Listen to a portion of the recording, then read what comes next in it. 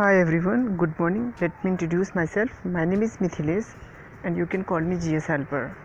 I am here to talk about the prelims practice question discussion. Now look at this question about the pardoning powers of the governor. The question is, according to the constitution, governor has which of the following judicial powers? Statement 1, remission of punishment. Statement 2, commutation of sentence. Statement 3, pardoning death sentence. See, in case of the president, the power to pardon is also applicable in all cases where punishment is death penalty or death sentence.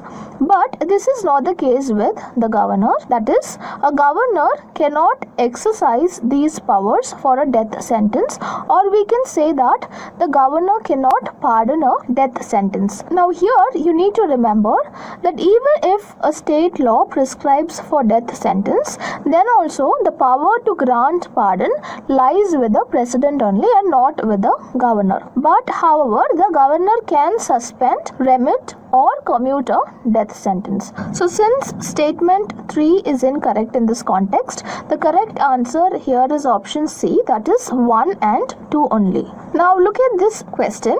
Consider the following statements regarding the Tree Cities of the World program. Statement 1, it is an initiative of the United Nations Environment Program to recognize cities maintaining their urban forest and trees. Statement 2 says that at present, Dehradun is the only city in India to be recognized as a tree city of the world. So we need to find the correct statement. See, from our discussion itself, we can find that both the statements that are given here are incorrect because, as I said earlier, Tree City of the World recognition is given by the Arbor Day Foundation and Food and Agriculture Organization of the United Nations and not of the United Nations Environment Program. So that makes statement 1 to be incorrect. Now coming to the next statement, see, as we saw in our discussion, Hyderabad is the only city in India to be recognized as a tree city of the world. So therefore the correct answer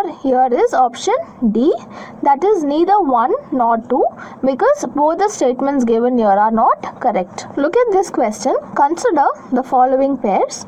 Pair 1 is Bharatmala and Abanindranath Tagore, and pair 2 is Haripura Posters and Nandalal Bose, and pair 3 is Jatayu Vada and Ravi Verma. See, the answer for this question is option D, that is 1, 2 and 3. See, in this question, if we know that pair 1 and pair 3 are correct, then we can directly arrive at the answer by elimination method.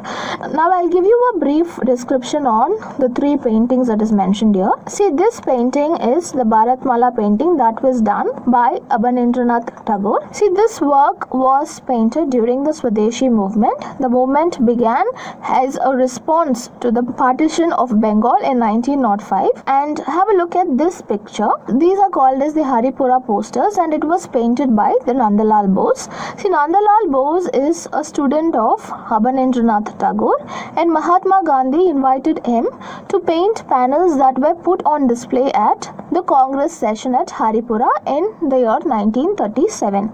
So famously called the Haripura Posters, these posters depicted ordinary rural folks were busy in various activities like that of a musician drumming, a farmer tilling, a woman churning milk and so on. And this particular poster is called the Jatayu Vada, which was painted by Ravi Verma, and this is a scene from Ramayana, and this painting Ravana abducted Sita, during which the Jadayu, that is the eagle, came to rescue, but Ravana killed Jadayu and he took away Sita. So therefore the right answer here is option D.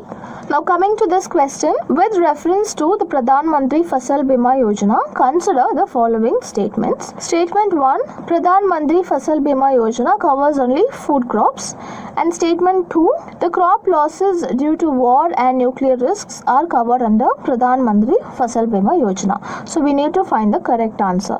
See, from our discussion itself we can find that statement 1 is wrong, because as we saw, in addition to food crops, the scheme also covers oil seeds and annual commercial or horticultural crops. So this makes statement 1 to be incorrect. Now coming to statement 2, see, this statement is also incorrect because the crop losses due to war and nuclear risks are not covered under this particular scheme. And since both the statements given here are incorrect, the right answer here is option D. That If you like the video, don't forget to like, share and do subscribe A to Z class for more information regarding GS.